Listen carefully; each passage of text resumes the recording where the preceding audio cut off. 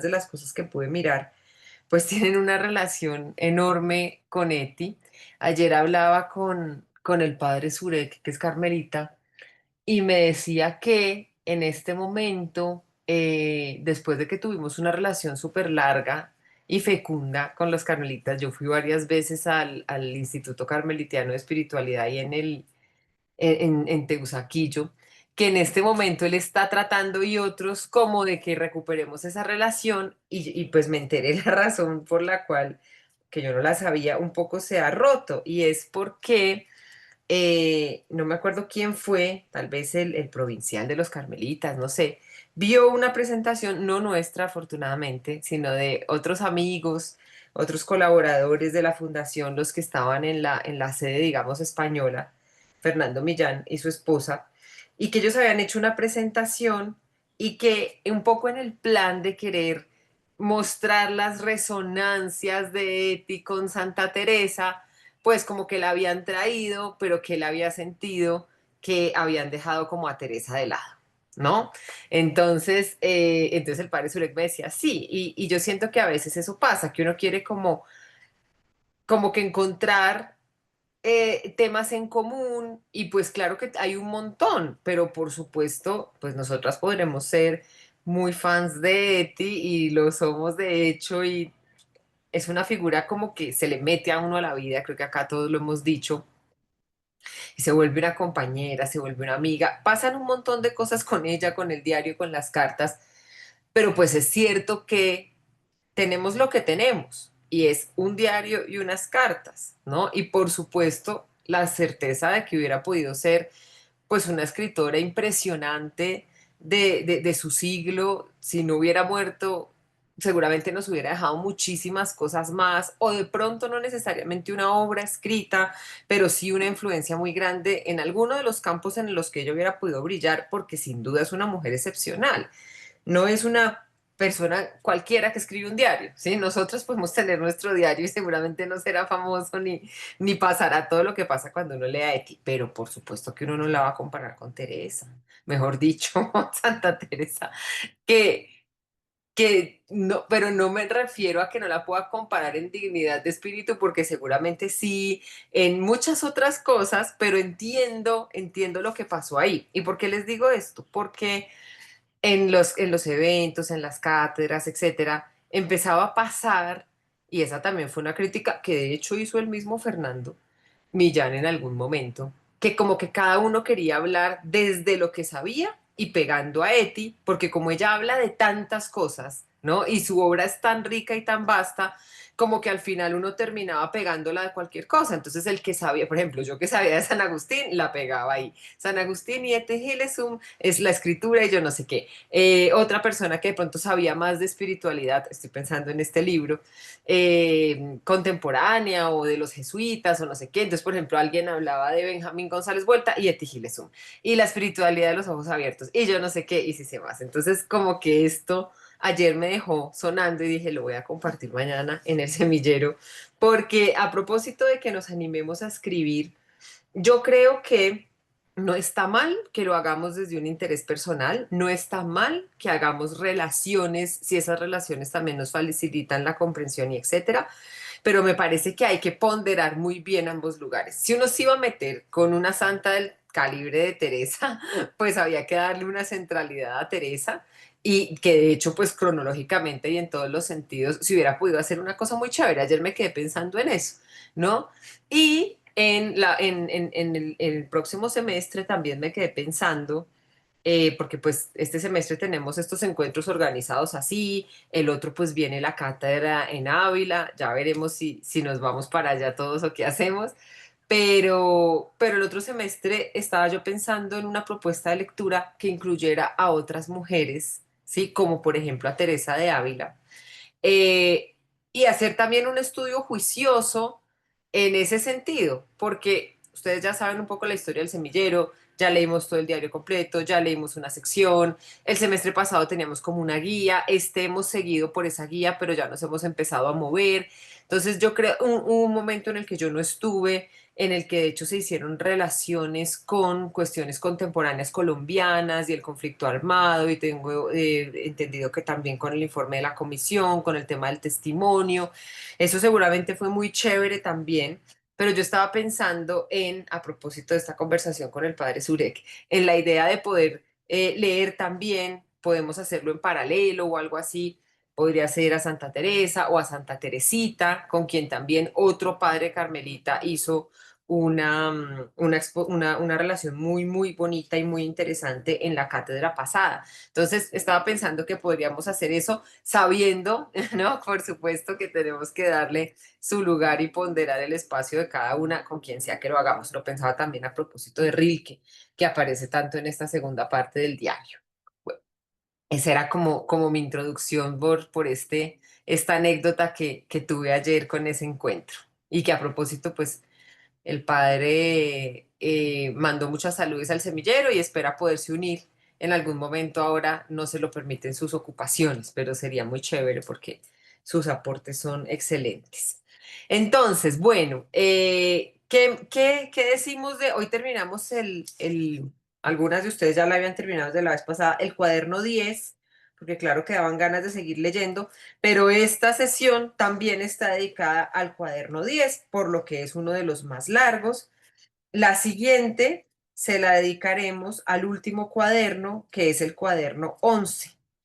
Entonces, esta parte, digamos, de pronto, para quienes llegaron este semestre, llegar a estos momentos tan duros del cuaderno, del diario, perdón, puede ser como una especie de remesón, ¿no? Porque uno llega al momento, pues, más difícil de la vida de Eti y también al momento más difícil de la guerra, el momento en el que el conflicto se recrudece completamente, al menos para Eti ya venía así, por supuesto, y lo había sido para muchas otras personas en otros países. Holanda, recordemos que pues tenía una situación privilegiada, Holanda hasta un cierto momento fue un lugar neutral y por eso llegaron muchos refugiados a este campo de Westerbork, que en primer momento no pensaba ser un campo de trabajo ni un campo de concentración, sino una especie de lugar de paso. Muchos refugiados que entraron y salieron de Westerbork pudieron salir, ¿no? Pudieron escapar, mejor dicho. Sí fue un lugar en el que las medidas todavía no eran tan duras y en el que había una cierta comunicación con el exterior y ahí fue posible que se tejieran alianzas y ese fue un lugar de partida para algunos judíos que tarde, es decir, ya aquí en el 42, lograron salir sobre todo hacia Estados Unidos o hacia Inglaterra. En Inglaterra hubo varios refugiados que sobrevivieron, un grupo grande de refugiados y muchos de ellos pasaron por Holanda. Entonces empezó una especie de travesía entre el final del 41 y el 42, sobre todo de Alemania. Ya de los países de Oriente no fue mucho lo que se pudo hacer, pero sobre todo de Alemania, donde pues la población judía era muy importante, muy amplia, me refiero en número, pero además también era sin lugar a dudas el lugar de Europa en el que había más judíos en lugares de poder, en lugares de cierto privilegio económico y social. Entonces, eso les permitió, al menos un poco durante un tiempo, escaparse, tejer esas redes de las que hablaba antes, salir, etcétera. Entonces, por eso también Eti en ese campo pues va a conocer a muchísimas personas, ¿no? Antes de la deportación final, que es lo que veremos entre el final del diario y luego algún testimonio que quedó de la deportación final a Auschwitz. Entonces es eso, quisiera preguntarles un poco, como hicimos la vez pasada, qué parte de este cuaderno 10 les llamó particularmente la atención, qué parte quisieran destacar, qué sección, etcétera. Yo tengo dos mías que son terribles, entonces prefiero que empiecen ustedes. ¿Quién nos quiere contar? Adelante, Viviana, Aura Patricia. no, yo me quería volver un poquito al inicio de tu introducción. Bueno, primero decirte que me encantan tus gafas rojas, Ay, gracias. me parecen A la geniales. orden, a Cómo la se orden. te ven, me fascinan. Quería volver, no, quiero confesar y decir que me sumergí en el texto de Javier Meloni Sí, qué hasta, chévere. solamente hasta las relaciones. Empecé a leer hasta las relaciones. un texto que realmente es para meditar, para degustar, para respirar varias veces, porque realmente es muy bello, es muy místico, ¿sí? Entonces, cuando hablabas bueno, del cuidado que hay que tener en hacer estas místicas comparadas, más yo que no soy, pues no soy teóloga, no soy filósofa, ni nada de esto, lo que quería decir es que de lo poco que, pues, que leí ahorita el texto de Meloni, que lo he escuchado algunas veces por YouTube, y que me parece que sí hay una correlación con Eti, no Sí, sé, sí, no lo sí. quiero forzar, pero sí la sentí de manera muy intuitiva. Y es que Javier Meloni hace algo muy hermoso en su texto, Viviana, que es cómo quiere ser místico, o sea, él habla de la mística, pero con palabras llenas de existencia material. O sea, él le hace un homenaje a las palabras, porque las palabras es a través como nos vehiculizamos los seres humanos. Le hace un homenaje al cuerpo, a las cosas, ¿verdad? Ahora ya iba a entrar yo a hablar de salir de las relaciones, pero bueno, ya iba a entrar al semillero. Entonces, lo que quiero decir es que entiendo pues lo que dicen estos expertos en tener cuidado con comparar personas que quieren ser místicos o que hablan de mística del siglo XXI a las del siglo XV. Pero debo confesar que yo, pues a Santa Teresa me cuesta mucho leerla. De hecho, solo sé nada te turbe, nada te espante, todo se pasa, Dios no se muda, así, porque por lo demás me es difícil masticarla. Sí.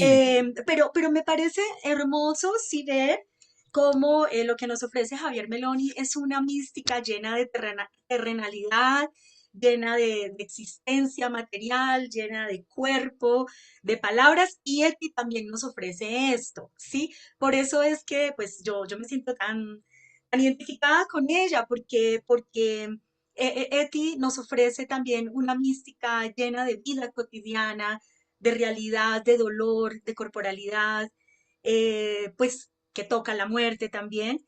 Y bueno, quería decirte esto, sí, es que sí quería como encontrar ese paralelo, ese diálogo entre Meloni, que no sé si conozca a Eti, no tengo ni idea si la conoce o no, y Oye, sí, podríamos ni averiguar, idea, pero ¿no? Sí, quién sabe si la conozca, a lo mejor sí, porque él es un español muy, pues un teólogo súper interesante, pero no lo sabemos en todo caso. Pues yo quería solo decir esto por ahora y bueno, después tomaré la palabra. Gracias. muchas gracias. No, es verdad, sí, a mí me parece que es importante lo que dices y efectivamente por eso yo decía, sí, deben hacer, es importante hacer las relaciones y si a veces simplemente surgen de una constatación de cómo se trata un tema, por ejemplo, el del cuerpo, ¿no? Yo es que no tengo otras herramientas, por eso a veces el hecho de tener a la filosofía que puede parecer un plus, en cambio no, porque de pronto me encierra también en unos esquemas, ¿no? Entonces yo apenas leí el del cuerpo, yo decía, ay sí, esto es pura fenomenología. No, la descripción, yo no sé qué dice más, la percepción, luego la presencia de las cosas, sí, no, este señor debe haber sido fenomenólogo. Eh, y después dije, pero no lo voy a leer así, porque es que no puedo leer todo así en la vida. Entonces dije, es muy interesante, ¿no? La manera de acercarse al cuerpo a partir de la propia experiencia, pero no en sentido fenomenológico, sino de lo que uno vive, de lo que uno siente, de lo que a uno le gusta, de lo que uno percibe, de lo que uno toca. Y pensé, sí, eso es muy Eti, ¿no? Así se acerca Eti, por ejemplo, también a su cuerpo. Hay páginas enteras dedicadas a la enfermedad, pero no, y ese es un tema que me parece fascinante. En las místicas medievales, no en Santa Teresa, sino en las místicas beguinas, sobre todo, en las místicas del siglo XIV, incluso en Hildegarda, y luego en nuestra mística colombiana, que es de Tunja, que es la madre Josefa Teresa del Castillo, o Terefa Josefa del Castillo, siempre me confundo, pero es del Castillo. Ella es, pues, obviamente de la colonia, del siglo XVII. Hay un tema central que es el cuerpo, pero ligado a la enfermedad. Entonces yo decía, obvio, en Eti esto sí es una coincidencia, ¿no? Eneti no es por su ser mística, o bueno, mentira, no sé. Ahora que lo digo, no sé. En estas mujeres, lo primero que cada una decía era sus dolencias, ¿no? Hildegarda tenía terribles migrañas desde niña, Margarita no lo sabemos muy bien, ella de hecho es una de las pocas que no recurre ni a la cuestión de la enfermedad ni a la validación masculina tan clara, pero todas las otras sí. Todas las otras sí. Hedwig de Amberes, Foligno, Ángela Foligno, Matilde de Magdeburgo, todas tenían esas enfermedades. Y la madre Josefa Teresa del Castillo también. Siempre está como esta dialéctica entre un cuerpo frágil y un alma capaz de muchas cosas. Es como si fuera una compensación, ¿no? En la literatura mística clásica europea de la Edad Media. ¿Sí? Y pues llega a la colonia porque es como un coletazo medieval. No me acuerdo de los místicos españoles si eso está tanto así, no me acuerdo si en Teresa es así, pero eso es muy raro porque está también, digamos, explicado un poco como una especie de don y de gracia, ¿no? Como mira, te falta esto, de pronto no caminas muy bien, de pronto tienes terribles dolores de cabeza o de cuerpo, de pronto eres débil, te aquejan fiebres, enfermedades crónicas, eso es lo que aparece y es muy interesante, pero tu alma es capaz de un montón de cosas más, ¿sí? En Eti no, a pesar de que la enfermedad es tan central, pero claro, es una mujer del siglo XX, pero toda esa atención que le presta al cuerpo, y a las capacidades y a las posibilidades del alma son muy interesantes. Y acá en el cuaderno décimo va a eso justamente, ¿no? Y dice muchas veces, necesito fuerzas y ya es una ética que está en permanente oración, ¿no? Es casi que una oración larga este libro décimo con esos momentos importantísimos que ya identificábamos la vez pasada. Y es una ética que ya le dice a Dios, dame fuerza en el alma y en el cuerpo. ¿No? Es una ética que empieza a sentir, a pesar de que ella venía con esta especie de programa ascético, porque desde hacía un tiempo ella dijo, esto se ve oscuro, no sabemos qué va a pasar, yo mejor me acostumbro a no comerme sin un pedacito de pan, a guardar esta mantequilla, porque no sé si sea la última mantequilla que me voy a comer, a este chocolate que me regalaron, entenderlo como un regalo del cielo, porque de pronto no va a haber más chocolate. Ella ya venía preparándose, pero aquí es donde la vemos un poquito desfallecer y hacer una relación consciente acerca de eso, acerca del cuerpo, acerca de la enfermedad. Entonces me pareció tan bonito esto del cuerpo en Meloni, ¿no? Como esta frase, por ejemplo, en el cuerpo se inscribe cada experiencia que vivimos. Eso en Eti es clarísimo. En él quedan grabados los trazos de nuestra vida, incluso lo que nuestra memoria olvida. Las enfermedades, y ahí fue que pensé en todo esto que les estoy diciendo, proceden con frecuencia de esas marcas del pasado que el cuerpo no elimina, no permite que nada quede pendiente, se queja de lo que ha quedado sin resolver, no cesa de emitir señales para que sea escuchado, insiste para ser sanado. Eso me pareció impresionante y muy bonito. Bueno, ¿quién más nos quiere contar? Gracias. Ahora, Patricia.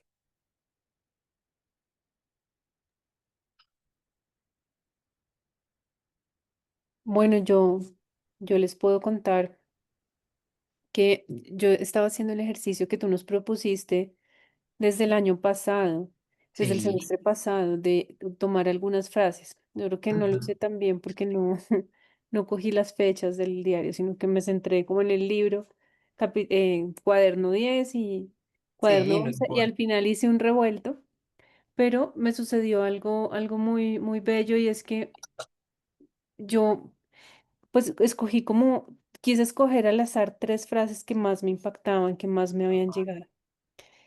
Y hoy, bueno, se las voy a leer para después contarles qué salió de ahí. La primera es cuando ella dice, mm, la miseria que nos rodea es cada vez mayor, cada día más abrumadora, pero lo esencial es que dentro de mí hay un espacio muy hondo en el que descanso. En ese espacio habita Dios, y mientras Él viva en mí, también yo viviré en medio de la miseria. Eso me llenó mucho porque pues yo he venido de un viaje pues de que me declaré atea en mi adolescencia, estudiando biología en una universidad como los Andes, Ujú, donde hablar de Dios es casi como un atropello, ¿sí? En sí, ciencias básicas, por lo menos, no en ciencias básicas, pero en biología en particular, porque no se concibe la idea de pensar en un creador, ¿no?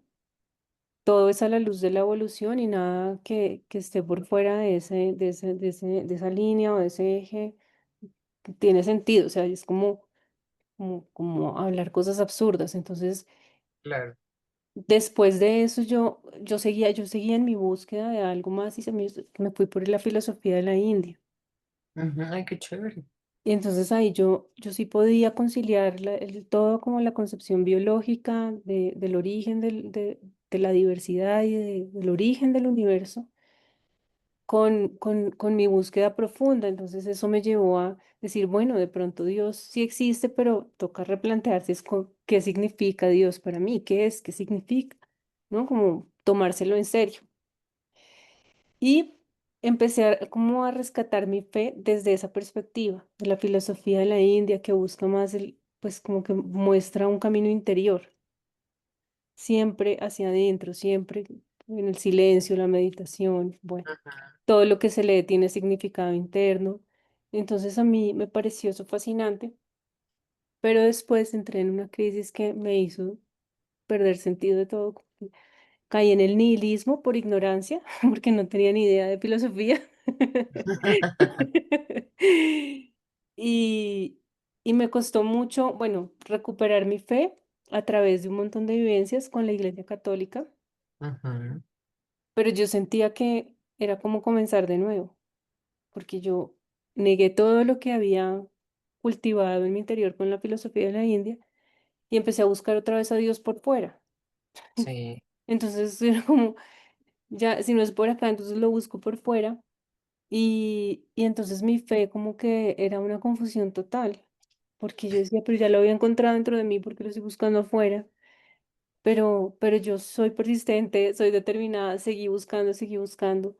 Y solo hasta este momento como que yo siento que eso se reconcilia, ¿no? ajá, Entonces pues me dio mucho, pues como hablando como de mi experiencia, eso me dio como, me hablaba de la fe, pero también de la esperanza, ¿no? claro. Entonces, ahí viene otra frase que también me impactó, donde cuando ella dice, las circunstancias exteriores son cada vez más duras, pero lo importante es cómo respondemos en nuestro interior.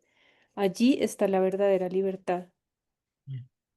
Entonces yo lo relacionaba pues, con esa esperanza de la que siempre me hablaban en los sacerdotes que intentaron guiarme como en mi proceso de recuperar la fe. Y pues a mí me parecía un poco vacío porque no le veía, o sea, intelectualmente muy interesante y todo, pero no le veía como una conexión real con mi vida, a pesar de que eh, esto se conecta con unos retiros y con un movimiento con el que yo, digamos que estoy viviendo mi experiencia cristiana, que es el movimiento Comunión y Liberación. No sé si lo Ujú, conoces. ¿Mm? sí, Entonces yo empecé a vivir pues digamos que esta propuesta de leer y pensar en cómo esto, cómo yo lo vivo en mi experiencia, y cuando hablábamos de la esperanza me parecía un poco difícil, pero entonces aquí se empezó a conectar todo y en particular, pues este movimiento propone unos gestos y como un retiro anual y cada retiro em, se centra en un tema específico. ujú, El primer retiro que yo asistí, estaban hablando, era todo en torno a la fe. Y a mí me parecía esto también chino, como que no, me parecía muy difícil como de llevarlo a la experiencia, porque era muy elaborado ya, ¿no? El segundo año, que fue el año pasado, se centró en la esperanza, en unos textos de, bueno, Don Yusan y reflexiones de un sacerdote que es una belleza, se llama Giovanni Pacosi. ajá, Y este año yo no pude asistir, pero hoy estaba leyendo el cuadernillo y era sobre la caridad. Entonces Ah, dije, bonito. las tres virtudes teologales las he venido recorriendo este año sin darme cuenta, no sabía. Y las frases que más me impactaron de Eti también estaban relacionadas con la fe, que fue la primera que les dije, la esperanza. Y la Sí. tercera, cuando ella dice, si no puedo evitar que otros sufran, al menos puedo estar allí junto a ellos, con Ujú, todo mi ser. Eso ya es algo que nadie me puede impedir. ujú, Entonces yo me impresioné de ver que el itinerario de Eti es ir como caminando en una escalerita por las tres virtudes teologales, ¿no? Y lo, lo, hoy lo conecté porque pues empecé a ver que este año el tema del retiro era la caridad y definían la caridad exactamente así, como abrirse, entregarse. eh, sí, no es como, es que a uno lo limitan a pensar muy superficialmente sobre la caridad por el lenguaje, ¿no? Porque nadie nunca se toma la tarea de profundizar y mucho menos en ciencias o ingeniería, no, no, no es como que se da la oportunidad de ese diálogo tan fácilmente. Entonces, pues bueno, eso me gustó y escribí un ensayo, pues ahí un borrador, que allá después se los comparto. Ah, bueno, eso está muy bien. Me alegra mucho, porque Sí. además te iba a decir, eso es un gran tema para la escritura, cualquiera. O sea, con Ujú. que cojas una, ¿no? Ayer en la Javeriana se inauguraba una semana de investigación, no sé qué, y un tema central era la esperanza, ¿sí? Ajá, Usado el término esperanza de una manera, pues sí, muy coloquial, porque eso está en el propósito superior de la universidad, pues dice que somos una comunidad universitaria, transformamos realidades con sentido y esperanza, articulando formación, conocimiento y solidaridad. Entonces, un poco yo creo que el interés de todas las personas era darle lugar a eso de la esperanza, y hubo una intervención espectacular de la directora de este año del evento, el evento de investigación, el Congreso de Investigación, así se llama, una intervención espectacular que empezó con la intención de incomodar. O sea, ella empezó a dar cifras, ¿no? Cifras de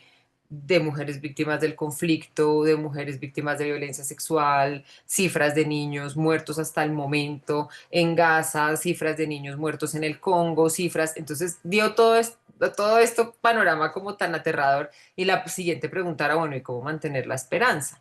Entonces, me parece que hubo muchas respuestas en medio de todo, y terminó su intervención con una canción que la tengo que buscar, absolutamente espectacular, ¿no?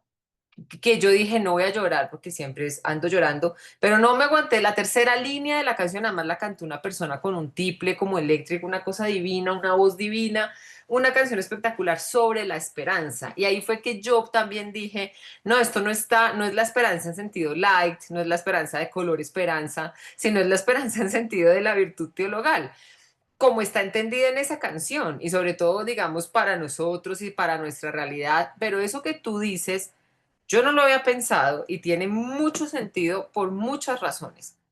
Eti, como muchos de nosotros, llega a este momento de su vida con dudas acerca de la religión, ¿sí? No es, pues es judía, por supuesto, pero no es practicante, ¿no? A pesar del lugar de su padre, digamos, como rabino, y de tener un lugar importante dentro de la comunidad. Ella no es practicante. Ella descubre, y lo hemos hablado muchas veces, y que a pesar que no está el padre Leomer, porque ese es un tema que a él lo apasiona y dice muchas cosas interesantes al respecto, descubre este Dios que, por supuesto, pues tiene muchas cercanías al Dios cristiano, al Dios del catolicismo, pero que evidentemente pues no se agota ahí. Pero no hay que olvidar de la mano de quienes llega allá Eti, ¿no? Y llega de la mano de Agustín y Pablo, y quien desarrolla las tres virtudes teologales de una manera, digamos, más clara y sistemática es Pablo. Entonces yo creo que esa cercanía de Eti con Pablo y esa cercanía de las virtudes teologales le permite ver algo y entender algo en su propia vida que ella va empezando a poder manifestar ahora, en este momento, cuando la esperanza parece perdida, ¿sí? Cuando es inevitable ver un futuro muy oscuro, un futuro muy difícil, y ella dice, bueno, pero hay cosas que a mí no me pueden quitar, y ese es el verdadero sentido de las tres, de la fe, de la esperanza y de la caridad. ¿No? En ese pasaje que tú lees, yo creo que se condensan las tres virtudes teologales, porque hay una idea muy bonita y muy interesante, y es, el mundo antiguo tiene sus virtudes, ¿sí? Que son la sabiduría, la templanza, la valentía y la prudencia. Mm, Esas cuatro virtudes cardinales se llaman así. De todas maneras, están como soportadas por una virtud más grande que es la justicia. Entonces, muchos autores, Platón y San Agustín y no sé qué, se preguntan por cómo llegar a eso y si uno puede alcanzar una sola, ¿no? Como yo puedo ser virtuoso en una sola cosa y en las demás no. Y la respuesta de todos es que no, que hay algo así como una unidad de las virtudes, ¿no? Entonces, en últimas, ¿yo por qué tengo que trabajar, según Platón, por un alma justa? Y si yo trabajo porque mi alma se ajusta, pues voy a ser valiente, sabio, prudente, sí, como que todo viene por añadidura. Y hay una idea muy bonita de que con el cristianismo aparecen estas nuevas virtudes que efectivamente en el mundo antiguo pues no podían ser entendidas como virtudes porque la fe no es algo que se problematice, los dioses están ahí, no están ahí en el Olimpo, o sea, no, no es un problema teórico como en nuestra vida y como en el paso justamente de este mundo griego al mundo cristiano. La esperanza no es una noción que ni siquiera aparezca o aparece, habría que ver de qué manera, porque hay una característica también del mundo griego muy interesante y es el lugar del destino, de las moiras, ¿no? Así termina la República, por ejemplo. Sí, la mm, República termina con, es que según como usted se porte, le va a ir en la siguiente vida, entonces pues pórtese bien porque hay reencarnación. Entonces, con esa idea de la reencarnación, de ujú, la transmigración de las almas, me parece que el horizonte de la esperanza queda ahí como un poco suspendido, ¿no? Ujú. Eh, y la caridad definitivamente no es una virtud. Hay otras virtudes cercanas, no sé, uno pensaría en la magnanimidad, que por ejemplo es esto de que si yo tengo y me sobra, no es que me lo guardo para mí, sino pienso en el bien común. Pero los ejemplos de la magnanimidad, por ejemplo, que da Aristóteles en la Ética Nicómaco son, entonces construyo un templo para la diosa Atenea o le dono a la ciudad una flota de barcos para ganar la próxima guerra. No existe la idea de prójimo, ¿sí? ujú. Giovanni Reale, por ejemplo, cuando habla del encuentro entre cristianismo y filosofía, muchas veces si uno lo hace desde la perspectiva de la filosofía, es como si el cristianismo pasivamente hubiera recibido todo el universo conceptual de la filosofía y lo hubiera agarrado prestado y lo hubiera acomodado. Y él dice, "No, eso no fue así, ¿no? El cristianismo aporta problemas y conceptos, ¿sí? A la historia del pensamiento importantísimos. Por ejemplo, la creación de la nada. En el mundo griego eso es una locura, eso es impensable, ¿sí? Escándalo, como diría Pablo. En segundo lugar, el pecado y la gracia. En el mundo antiguo hay ibris, sí, es cierto que mi ibris me puede llevar a equivocarme, pero no es un pecado contra los dioses, no es un pecado contra Dios, no es algo contra mi naturaleza, sino casi que más bien natural y propio de los humanos. Eh, y que puede ser controlado a partir de un control racional, ¿sí? No hay pecado en ese sentido, no hay gracia, no hay misericordia, no está esa idea de prójimo, hay una fuerte idea de comunidad, pero no Ujú. hay nunca la idea de la apertura y de la entrega al otro. Entonces, pensar en un equivalente de la caridad en el mundo griego sería muy difícil. Entonces, la pregunta muchas veces de los autores y como de los historiadores del pensamiento y de la filosofía ha sido, bueno, ¿y las virtudes teologales vienen a reemplazar las virtudes cardinales? O sea, esas ya no se necesitan. Y sí y no, depende, porque hay momentos también en la historia del cristianismo en los que la valentía vuelve a ser un valor central. Por ejemplo, en la Edad Media, ¿no? Sobre todo a partir de las cruzadas. ¿Sí? Entonces vuelve esta figura del guerrero, ¿no? Que es casi un guerrero, Ujú. dice, ¿quién es el que dice eso? ¿Marrú? O, o bueno, otro historiador del pensamiento, dice casi un guerrero iliádico.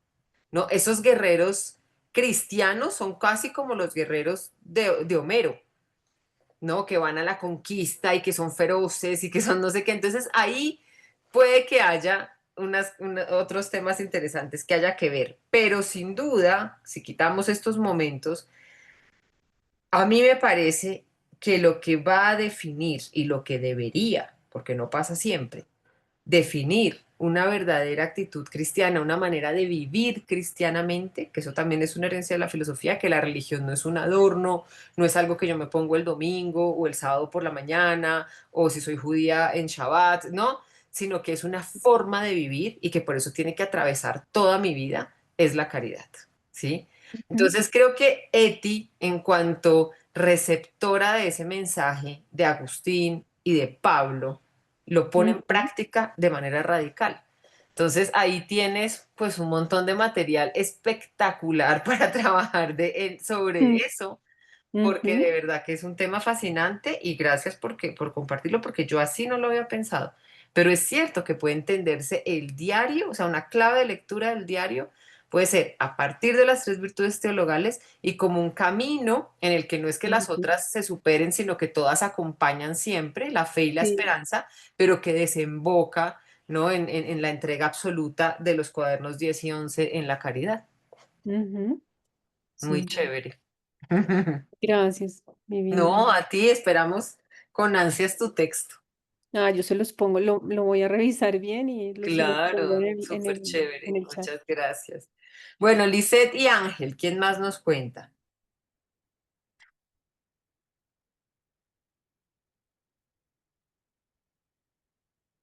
Ah, sí, es verdad.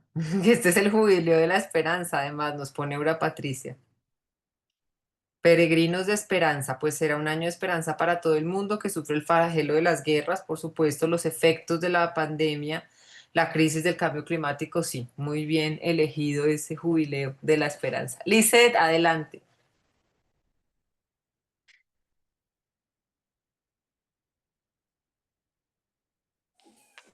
Hola, buenas noches. ¿Cómo estás, Lisette? Muy bien, ¿y ustedes? Muy bien, muchas gracias. Yo me sentí muy identificada con la chica, ¿cómo se llama ella? Carolina. Con María Carolina, sí, señora. Sí. Porque aunque nos ha pasado cosas pues muy diferentes en cuestión de fe, digamos que lo que me ocurrió a mí fue digamos como eh, hostigarme un poquito de las cosas de la fe y como Ajá, que ya pasé fue un desierto espiritual que no me provocaba nada, ¿cierto? claro. Sí, Y eso fue más o menos entre noviembre y diciembre. Resulta que yo en esos días estaba recordando en qué fecha había conocido a Eti y dije, yo la conocí a ella en enero. ajá, Entonces empecé a hacer la investigación, a analizar fechas y todo eso y me di cuenta que fue exactamente el 15 de enero que la conocí. Entonces me ajá, pareció eso súper especial porque es la fecha donde ella nace. Entonces después de pasar todo ese desierto espiritual, como que no quería saber absolutamente nada después de haber estado en grupos, en misiones, en haber estado pues súper metida en la iglesia, ya no quería saber como nada. Conozco a Eti y lo que hace Eti es como equilibrarme, en no abandonar la fe, pero como dice ella, creo que fue ella o no sé quién lo leí esta semana, de que no todo es espiritual. sí, Entonces, bueno, y también saqué como unas frasecitas que me impactaron mucho, pero entonces lo que hice fue sacar la frase y como hacer unas preguntas que me cuestionaron. sí, Y la primera es, la vida en esta casa se pierde en pequeñeces. Se refería ella pues a su familia, ¿cierto? Entonces yo me preguntaba y saqué pues como unas preguntitas y yo, ¿qué nos agobian a nosotros en esos momentos en nuestro trabajo, en nuestra familia, en las relaciones? Y yo llegaba a la conclusión de que la mayoría de veces nos agobian son pequeñeces o bobadas, como se dice coloquialmente. Sí, ajá. y que esas pequeñeces hacen de que tengamos un mal ambiente laboral, que nos peguemos de cualquier cosa para generar rivalidades o enemistades. Entonces, pues me pareció súper bonito eso. Lo segundo es, siento en mí otra vez una gran ternura. Y también me Ujú. cuestionaba, yo decía, bueno, una hay veces puede que no sea grosero, que sea educado con el señor de la tienda, o con el vecino, o con el compañero de trabajo, pero ¿será que sí estamos siendo tiernos? Entonces eso me cuestionaba demasiado. Y lo otro es, hay que liberarnos de las ideas. Pues puse como esta frasecita, poniendo en práctica eso que Eti nos plantea, podemos tomarnos realmente a nosotros mismos y a los demás, porque hay veces cuando idealizamos todo afuera o nos idealizamos nosotros mismos, ahí es donde perdemos nuestra identidad. Así es. Bueno, y lo otro es, me siento atrapada, no me siento atrapada en las garras de nadie, solo me siento en los brazos de Dios. Entonces también como una pregunta que llegaba y que me respondía yo misma era en qué nos sentimos atrapados, en qué o en quién nos sentimos atrapados. Entonces, bueno, quería compartirles eso. Muchas gracias, muchísimas gracias, Lisette. Me parece muy bonito el ejercicio que hiciste, porque pensando en lo que nos comparte María Carolina de sus retiros, etcétera, fíjate esto, lo útil que sería como para iniciar una actividad así, ¿no? Como cuando decidimos o cuando sentimos la necesidad de alejarnos un momento de todo lo que está pasando, ¿sí? Es tan difícil desconectarse que muchas veces se requiere una pregunta provocadora como esa que tú acabas de decir, ¿no? Las otras dos también me parecen muy bonitas. De hecho, hay toda una rama de la teología que se llama la teología de la ternura. Yo no sé mucho de eso, pero tengo una amiga mexicana que se llama, ya me dio este libro tan lindo, Karen Castillo.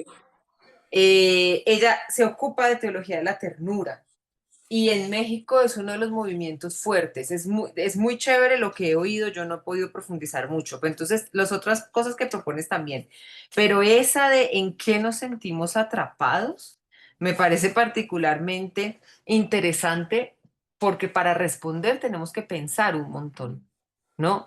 Efectivamente, para responder a eso tenemos que hacer ese ejercicio que propone Agustín y que propone Eti de mirar hacia adentro, ¿no? Yo puedo contestar cómo me porto con los demás en mi vida cotidiana y digo, sí, bueno, de verdad, a veces no soy, eso no es lo que, esa emoción no es la que está primando en mí, estoy llevada por el afán, por el estrés, por la rabia o porque tengo que hacer cosas o por lo que sea y efectivamente puede que la ternura no sea lo que domina mi relación con los demás, pero cuando me pregunto en qué me siento atrapada, ahí tengo que preguntar muchas cosas, me tengo que cuestionar un montón de cosas, ¿sí? Si tiene que ver con mi vida personal, si tiene que ver con mi vida laboral, si tiene que ver con mis propias expectativas, ¿no? Si tiene que ver con lo que los otros esperan de mí o con lo que yo misma espero de mí, o de pronto con algo que estoy haciendo y que no me gusta y que estoy en un lugar en el que no quiero estar. Entonces, me parece una enseñanza para la vida cotidiana muy valiosa, ¿no? Lo habíamos hablado con Aura Patricia y de hecho te pensé mucho, Aura Patricia, porque estuve el otro día con una de las compañeras que trabaja en el proyecto Boesio en las cárceles en Colombia. Ella trabaja sobre todo con mujeres y ella hace ejercicios desde el estoicismo. Y pues el estoicismo está tan de moda y ya nos han hecho la tarea. Hay montones de libritos con frases, con etcétera. Y habíamos pensado en esta idea, Lisette, tal vez no nos oyó eso, pero esto que acabas de hacer, de decirnos, es un aporte para esta idea, como de una especie yo me lo imaginaba así, pensando justamente en esos libritos del estoicismo. Ahora que dice yo tenía por acá el de Cicerón, hay uno que se llama como una semana con Cicerón, entonces son frases y Así es, lo están hablamos. organizadas por los temas, exacto. Ujú. Entonces yo creo que eso con Eti se podría hacer Sí, muy bien. tienes razón, toda una, como unas pequeñas colecciones, Exacto. porque es que de ti es como un poliedro, ¿no? De tantos temas, solo el cuerpo, la Sí, sí, esperanza, sí, sí, sí, la sí. temporalidad, la eternidad, la El fe, o sea, es amor. el amor, Dios en mí, o sea, es que son muchos temas, podríamos ser muy bonito reorganizarlo todo por temas. Sí, yo creo que eso es Terrible. muy bonito. Yo creo que eso además incluso se puede hacer digital, Ujú, eventualmente buscar en algún lado, incluso ver cómo con la fundación o lo que sea, hacer un tiraje pequeñito de una especie ujú, de cartilla, ¿sí? ajá. De este acompañamiento, porque de verdad sentarse y preguntarse en qué me siento atrapada, pensemos por ejemplo en las mujeres privadas de la libertad, claro, además de estas rejas y de estas paredes, ¿qué más me atrapa? ¿En qué caí para estar acá? ¿Qué hay del mundo de afuera que así yo salga no me va a hacer sentir libre? Entonces me parece un ejercicio súper bonito que podemos ir recopilando, ¿no?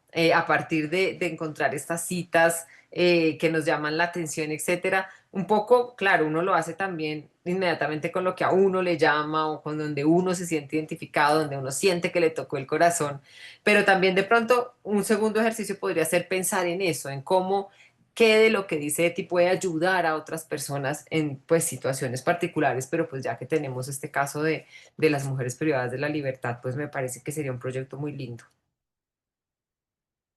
Ana María, bienvenida, qué gusto verte. Hola, hola Viviana, hola a todas. ¿Cómo Cuan- estás? cuan- estaba escuchando, estaba sin imagen. ¿Cuántas, cuántas palabras sustentables? Pensaba que se habla de lo sustentable. Eh, y cómo también aprendemos con Eti y todo lo que vamos escuchando de la filosofía, las miradas, lo personal. Eh, y pensaba en esto, digo, que cuánto nos cuesta a los seres humanos acercarnos a nosotros mismos. Qué Sí, fácil salimos de nosotros mismos. Y acá hay un poema en lo que compartiste de Meloni, que es de Rilke, sí, y dice, todas las cosas nos hacen guiños para que las sintamos. En cada gesto nos dicen, no te olvides. En un día en el que hemos pasado como extraños se acaba convirtiendo cuando el tiempo pasa, perdón, un día en el que hemos pasado como extraños se acaba convirtiendo cuando el tiempo pasa en un regalo. ¡Wow! ujú, Y hoy escuchaba, fue a una mesa de gente adulto mayor, ¿no? Y sí, un hombre escribió una carta porque el tema eran los miedos. ujú, Y él puso, mi miedo es pensar que se acerca la muerte y no he vivido, o no he vivido como despierto. Y ahí habla de la relación con su esposa de tantos años, donde de alguna manera él dice, me avergüenza no haberla visto, ¿no? En toda su dimensión, su necesidad, y bueno, pero como que siempre está, eh, él es como que nos estamos despertando a cualquier edad y en cualquier tiempo, y siempre es tiempo, sí. pero bueno, digo, lo dicen muchas tradiciones de Oriente, esto de que estamos dormidos, pero darse cuenta es otra cosa, Sí, la, claro, sí. la experiencia. Y después también es como que subrayé del cuaderno 10 una partecita del miércoles por la mañana, como que ella tiene esos despertares, dice, estaba poniendo la mesa del desayuno y de repente tuve que dejarlo y juntar las manos en medio de la habitación y agachar la cabeza y las lágrimas que llevaban mucho tiempo confinadas inundaron mi corazón y lo llenaron con tanto amor, tanta compasión, tanta dulzura y también tanta fuerza que debió servir de algo. Y en el martes, el día anterior, el martes 14 por la noche, dice: sé que a menudo estaré rota y destrozada, aplastada contra la tierra de Dios, o sea, como la otra cara, ¿no? En Ajá. ese momento de oración que contempla, que se enciende su devoción a este que toma conciencia porque está cansada, ¿no? Sin embargo, creo que soy muy tenaz y que siempre volveré a levantarme. Aunque esta tarde atravesé un proceso de endurecimiento e insensibilización que me hizo entender cómo podrían cambiarme las circunstancias extremas a lo largo de los años. Y esto también, ¿no? Esto, qué vigilantes tenemos que estar para no insensibilizarnos. Y eh, bueno, pienso que el camino de la oración o de esto que llamamos contemplación, el ir hacia adentro, Sí, y así todo a veces muy tomados por otras cosas, ¿no? Que son nuestros miedos, nuestros afanes, nuestros deseos. O sea, el camino hacia adentro, como también ahí comentaba de las moradas, ¿no? De Santa Teresa, que no sí. se entienden, no se entienden mucho, pero habla de lo difícil que es llegar a ese centro, ¿no? Como que hay alimañas en el camino, hay Ajá. obstáculos, hay distracciones, bueno, y digo, también ahí está toda nuestra naturaleza virgen, digo, para explorar, y eso también es la esperanza. Por un lado puede ser el descorazonamiento, porque yo a veces digo, ay, el ser humano, digo, es por donde lo mire sufrimiento, y después digo, no, es esperanza, porque es posibilidad, pero es como aventurarse en una tierra virgen y mucha tarea, ¿no? Sí, no es fácil. No, Es no una es fácil. aventura, es una aventura. Es tal vez la aventura más arriesgada y más difícil.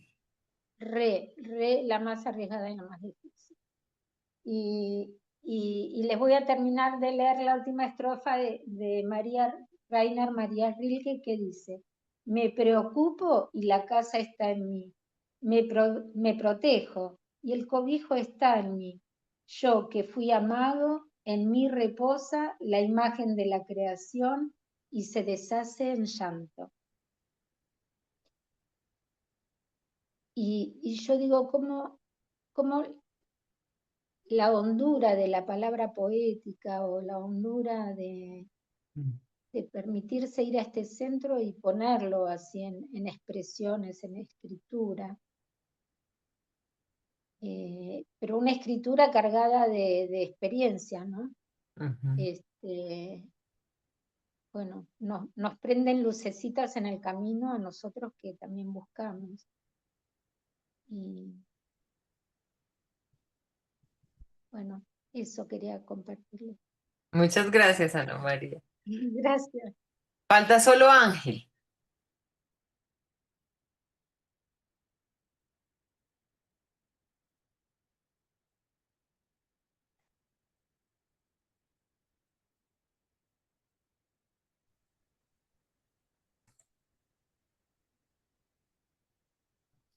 Hola, buenas noches. Hola Ángel, ¿cómo estás? Eh, pues yo he venido desarrollando bueno, intenté continuar leyendo el cuaderno 10, Sí, pero leí como 4 paginitas más y a mí me sigue resonando mucho esa parte de la oración que compartíamos la vez pasada. Me sigue sí, haciendo como mucho eco. Y intenté desempolvar un escrito que yo hice hace mucho tiempo recién. Yo empecé a acercarme a Eti en sí, torno a, espérenme, les digo el título, que es em, más o menos aprendiendo a orar con Eti con los ojos abiertos al mundo. Ay, eso está muy bonito. Ese título está lindo. Sí, ese fue el título que le puse, creo, ya no me acuerdo en qué año fue, cuando organizaron por parte de la Fundación Eti Gileson y de la Universidad Javeriana Ujú, el primer coloquio de Eti Gileson, algo así. sí. Y entonces yo escribí en torno a la oración. Y me Ujú, sigue resonando mucho porque en la oración, esa oración parece una síntesis de los sentimientos y de los pensamientos de Eti. ujú, Y es como si ya llegando como al final de, sí, de lo que ha sido su camino de vida y lo que ha sido todo su cultivo y su búsqueda espiritual personal, empezase a recoger, ¿no? Como todos esos frutos en un solo lugar. ujú. Y me resuena mucho esa idea, la idea de Dios que ella no solo describe, sino que está presente en la oración en torno a que uno podía pensar que pues no es la idea de Dios cristiana, no es la idea de Dios judía, sino es su Dios. Sí, Ella entiende a Dios como no solamente como un personaje que se hace presente en la historia, sino como alguien que hace presencia, ¿sí? Y del cual no solamente hace experiencia, sino que Dios hace experiencia de ella. sí, Y pues compartirles que yo he intentado, es que no, es que lo tengo supremamente desorganizado, lo que he intentado eh, sacar en torno a esta oración. Eh, sí, a mí me llama mucho la atención y bueno, voy a decirlo de esta manera. Cada vez que yo empiezo a leer a Eti, me empiezan a resonar muchas cosas en torno a lo que plantea Raymond Panikkar, sobre todo en su libro de la mística experiencia plena de la vida. sí, Me hacen como mucho eco muchas cosas, sobre todo desde la perspectiva de cómo Eti percibe su vida, ¿no? No solamente como algo físico, fisiológico, sino que hay algo espiritual y de que hay algo más, y de que ese algo más es su experiencia de Dios y cómo ella a través de esa experiencia de Dios puede llegar a los otros y entrar en esa perspectiva, no solamente ayudar a Dios, sino de cuidar a los otros, llevándoles esa presencia de Dios. También me llama mucho la atención dentro de la oración poder pensar en la idea de una especie de escritura, no solamente em, como resistencia, como un acto de lo que decíamos la vez pasada, de ir en contra de la deshumanización, sino sí, también de demostrar que quienes están llevando a cabo esos actos también son seres humanos, pero que de una u otra forma se han visto, no sé, manipulados o abocados por ciertas ideas. Eh,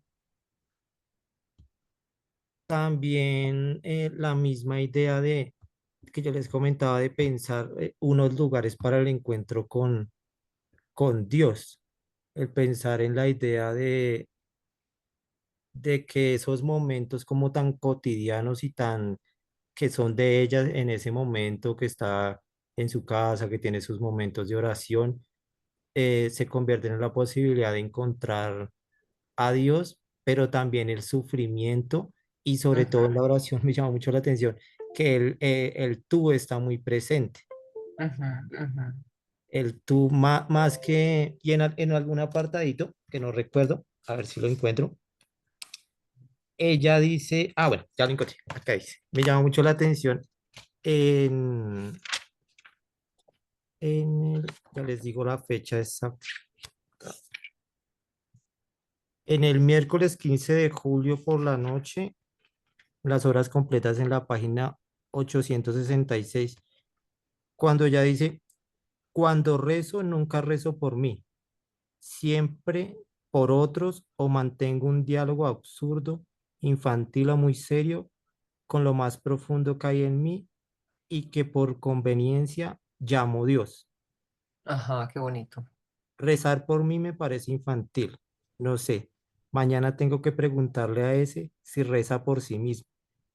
Pero bien pensado. Si rezo por él, en realidad lo hago por mí. También me parece infantil rezar por otro, pidiendo que todo le vaya bien. Solo se puede rezar para que otro tenga la fuerza para soportar las dificultades. Y cuando rezas por alguien, le envías algo de tu fuerza. Ujú. Entonces me llama la atención también esa perspectiva y lo relaciono con ese texto que yo escribía hace mucho tiempo, que lo tengo por acá, que luego lo cambié para una intención que tuve de trabajo de grado en la universidad. Y es bien interesante el pensarse en cuatro claves, ¿no? Y Sí. es en la posibilidad de tener un lugar para orar y de que esa oración sea dentro del diario, ¿no? Y que sea dentro de lo cotidiano. Por aquí más exactamente, ahí dónde está.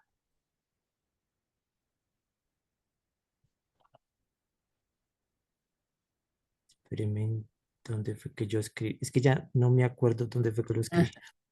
Pero está perfecto que vuelvas sobre eso. Esa también es la idea y ojalá lo conviertas en algo para compartir. Ah, ¿dónde está? ¿Dónde está?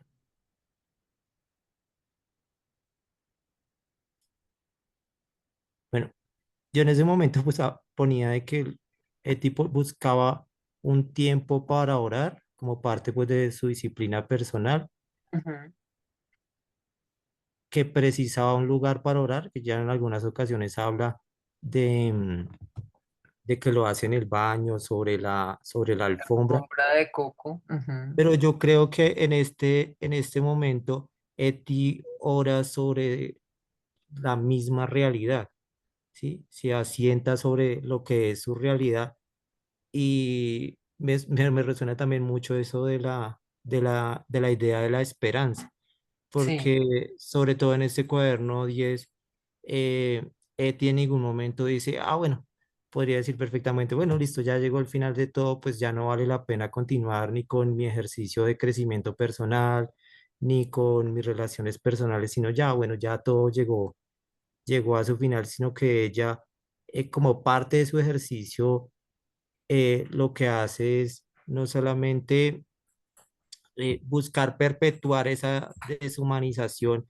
y odiar, sino que ella lo cambia por el amor. Y también me llama mucho la atención, y yo escribía en ese momento, de que el cuerpo también participa en la oración, que hay Claro. una serie de gestos y de posturas corporales que hacen parte de esa oración. Y yo creo que no solamente nosotros oramos con nuestra, sí, cuando verbalizamos las cosas, sino que lo hacemos también con nuestros sentimientos, con nuestras ideas, con lo que estamos viviendo en ese momento. Y eso era como lo que quería compartirles, porque tengo un texto, pero está supremamente recortado y con muchos Bueno, pero comentarios. anímate a volver sobre ese texto, que, que vas a ver que sale algo bonito y muchas veces también lograrlo. Es que a la escritura, yo creo, pensando en Eti, también a veces le huimos, pues porque implica toda esa dificultad de la que hablábamos ahorita con Ana María, porque la escritura también es una forma de conocerse, de mostrarse a los demás. Entonces a veces le huimos, pero yo sí creo que vale la pena, que vale la pena que vuelvas sobre ese texto y nos lo compartas cuando sientas que es el momento. Sí, yo desde hace un buen tiempo, pues por algunas circunstancias, decidí empezar a escribir para publicarlo como de una forma más abierta en una plataforma.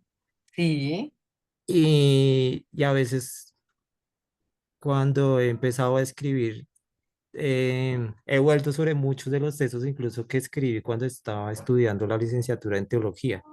Sí, He empezado a darme cuenta de que, sin lugar a dudas, lo que pues hemos dicho en muchas ocasiones, cada uno de esos autores que uno ha leído, no solamente pues Raymond Panikkar y Etty Hillesum en mi caso, siempre pasan por nuestra vida, no solamente para mostrarnos una nueva perspectiva, sino para abrirnos la posibilidad de ese algo más, claro, que no es solamente pues nuestra satisfacción personal, sino el también darle la posibilidad a otros de que a través de lo que uno escribe tengan una nueva perspectiva o en algún momento que estén pasando de su vida se convierta como en una luz o en una posibilidad para cuestionarse. completamente de acuerdo, Ángel. Bueno, pues yo, entre lo que les quería compartir, también tenía algunas de los pasajes que ustedes han traído. Creo que me voy a quedar con,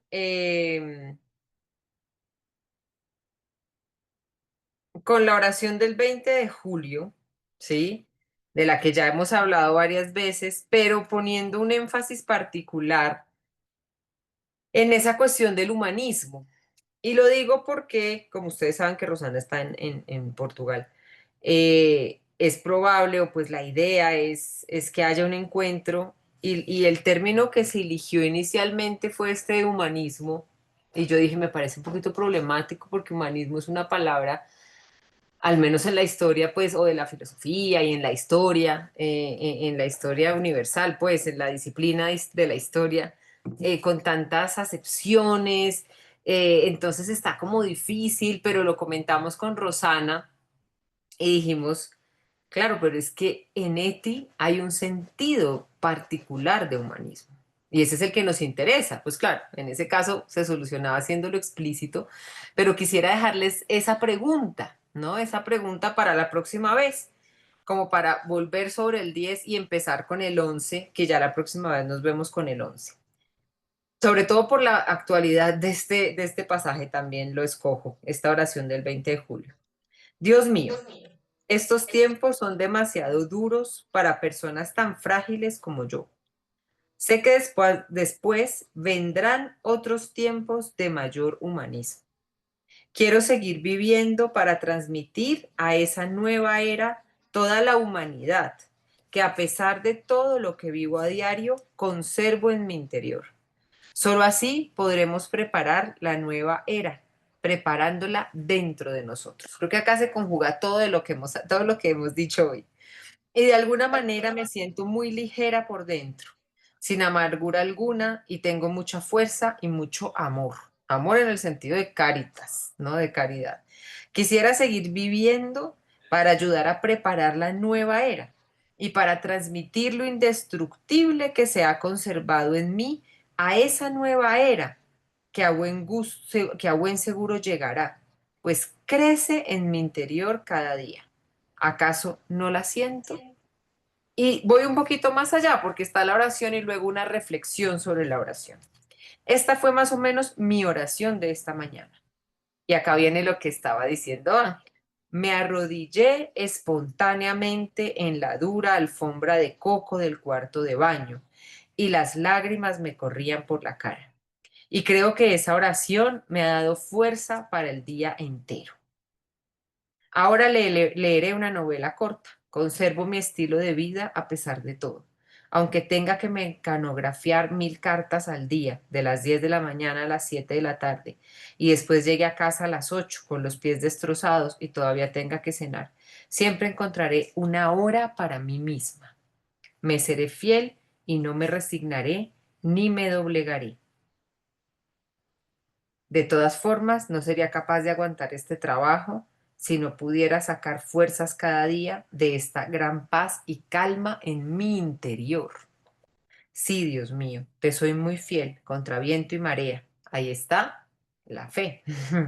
Y lo anterior es pues caridad y esperanza. Y no sucumbiré, y sigo creyendo en el sentido más profundo de esta vida y sé cómo he de seguir viviendo. Y hay tantas certezas en mi interior y te parecerá increíble, pero la vida me parece bella y soy muy feliz. ¿No es extraño? No me atrevería a decírselo así a nadie. Ese 20 de julio es impresionante, lunes por la noche a las 9:30. Yo diría que es una especie de mise en abyme de todo el diario, de verdad. Ahí está el recorrido de Eti. Tenemos a una persona que dice sin miedo que tiene certezas. Yo creo que es algo difícil y a lo que un poco aspiramos, ¿no? Cuando María Carolina decía, es que además a uno se le imponen ciertas cosas del entorno en el que está, entonces la universidad y lo que estudia, pasa muy parecido con filosofía. Es a pesar de que la filosofía y la religión han sido pues una cosa que ha estado junta siempre, es muy difícil encontrar en filosofía, bueno, en la javeriana no tanto, pero apenas uno se mueve un poquito, personas creyentes o que si son creyentes puedan aceptarlo así como Eti, porque es casi una herejía decir que uno tiene certezas.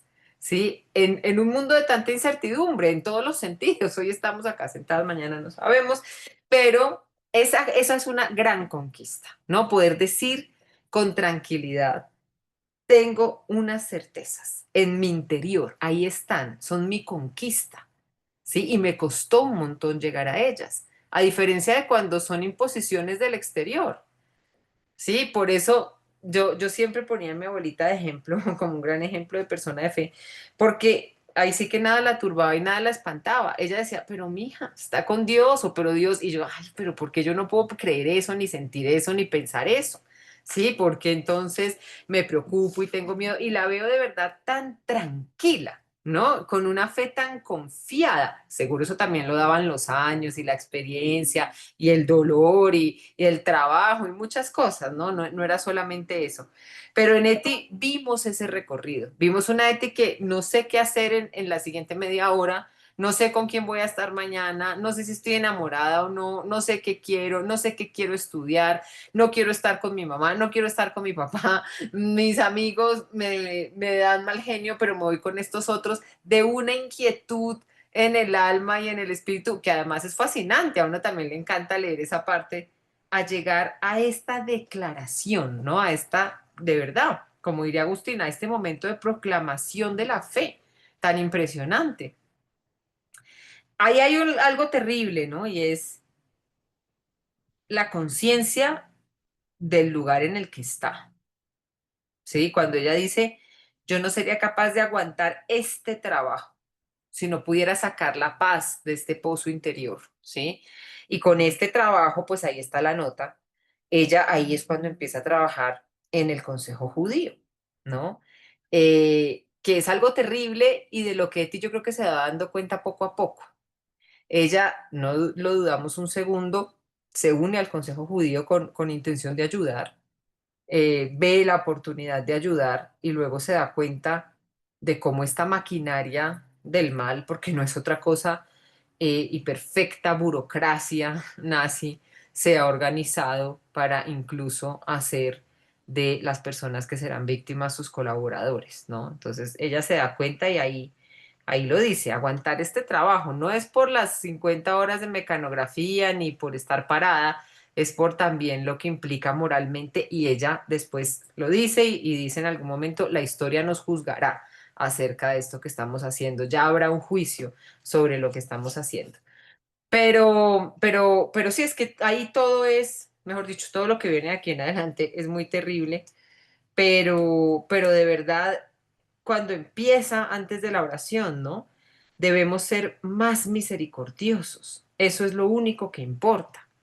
Y yo digo, son enseñanzas para cualquier momento de la vida, ¿no? En este momento, a cada una de nosotras, esa expresión de debemos ser más misericordiosos en nuestro interior, seguramente tiene que ver con algo, o con nosotros mismos, o con una persona, o alguien en nuestra familia, o un entorno, o el trabajo. Seguramente eso tiene una intencionalidad que podemos pensar y que podemos aplicar, y entonces me parece que también en ese sentido es tan rica. Y sobre lo del humanismo, eso era lo que les iba a proponer. Pensémoslo para retomar desde ahí nuestra próxima conversación. ¿Qué sería este humanismo de Eti? ¿No? Obviamente no es esa exaltación antropocentrista de la modernidad, obviamente no es tampoco la exaltación de ciertos valores humanos, es más bien una construcción, es más bien un ideal. ¿Cómo lo podemos pensar este humanismo? Y así también nos vamos dando ideas para lo que viene. Había otra parte que quería compartirles, pero creo que lo podemos dejar para el cuaderno 11, y era a propósito de Rilke y de Ana María, que también trajo a Rilke, y de pues Javier Meloni, que trae a Rilke. Yo había preparado una especie de recorrido con Rilke, porque Rilke está desde el cuaderno 1 y aparece también en el 11. Entonces, la próxima vez también pues les quisiera un poco contar cómo son muchísimas las alusiones, es a la persona que más cita a Eti y que trae citas completas, ¿no?